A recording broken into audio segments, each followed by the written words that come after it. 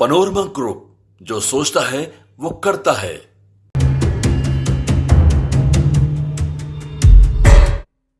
बिहार चुनाव से पहले केंद्रीय मंत्री चिराग पासवान का ये बड़ा बयान सामने आ गया है।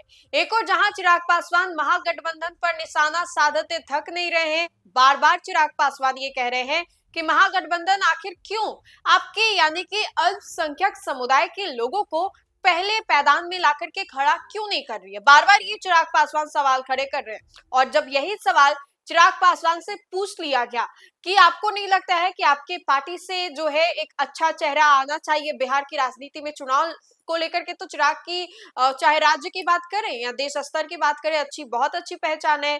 लेकिन मुख्यमंत्री की जब बारी आती है और जब उप मुख्यमंत्री डिप्टी सीएम की बात चलती है तो क्यों आप लोग इतना पीछे चले जाते हैं। चिराग पासवान से सवाल पूछ लिया गया और जब चिराग पासवान से इसको लेकर के सवाल पूछा गया तब चिराग ने इस सवाल से खुद को बचाते हुए कन्नी काट लिया। जी हां, आपको बताएं तो केंद्रीय मंत्री चिराग पासवान ने इस सवाल से कन्नी काटा है और जवाब देने के बजाय चिराग पासवान जो है कहते हैं कि ठीक है, मैं अभी किसी और चीज में बिजी हूं, मैं मेडिटेशन करता हूं, ज्यादा आगे की बातें नहीं सोचनी चाहिए, वर्तमान में इंसान को जीना चाहिए। अब देखिए, चिराग पासवान पहली दफा नहीं है कि बातों को घुमा रहे हैं, बातों से खुद को बचा रहे हैं। अब चिराग पासवान से जब सवाल पूछ लिया गया तो चिराग पासवान जो है इस सवाल को देने से कतराते हैं, लेकिन चिराग के एक लाइन में ये जवाब छिपा होता है कि हाँ, चाहते तो हम भी हैं, लेकिन अभी से कुछ सालों पहले देख लीजिए जहां पर उनके पिता स्वर्गीय रामविलास पासवान जी की अच्छी खासी भागीदारी थी, लेकिन सीएम चेहरे को लेकर के बातें नहीं चली। पशुपति पारस को देख लीजिए, केंद्र में मंत्री थे, लेकिन नोकझोंक की वजह से उन्होंने उस पद से भी इस्तीफा दे दिया।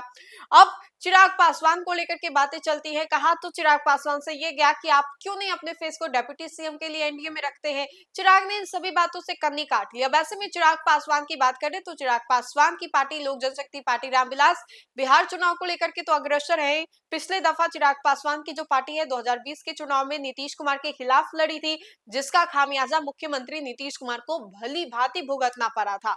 मुख्यमंत्री नीतीश कुमार की एक लौती पार्टी ऐसी तीसरे नंबर की बन गई थी और कहीं ना कहीं इसका फायदा तेजस्वी यादव को पहुंचा। अब ऐसे में आपको बताएं तो तेजस्वी यादव इस बार जो है नामांकन से पहले, चुनाव से पहले कई दफा चिराग पासवान को लेकर के हमला भी उन्होंने किया, तो नसीहत भी दी कि आपको शादी कर लेना चाहिए। हालांकि ये एक हंसी मजाक का दौर था, लेकिन अब ऐसे में हम आपको बताएं तो चिराग पासवान से सवाल पूछ लिया गया था डिप्टी सीएम को लेकर के और चिराग ने इस सवाल से कन्नी काट ली। चिराग ने कहा है कि अभी वो आगे की बातें नहीं सोचेंगे, अभी वर्तमान में वो जीना चाहते हैं, वर्तमान की बातों को वो सोचना चाहते हैं और ज्यादा आगे की बातें सोचने से क्या ही मिल जाएगा।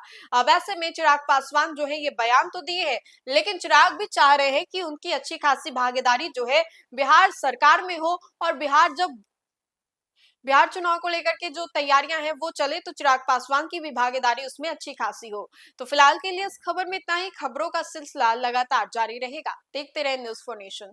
सूरज की पहली किरण के साथ जाग उठा बिहार, हर मत बने नई उम्मीद, हर कदम जिम्मेदारी। न्यूज़ फॉर नेशन की अपील, 6 और 11 नवंबर को घर से निकलें, वोट करें और अपने भाग्य विधाता खुद बने।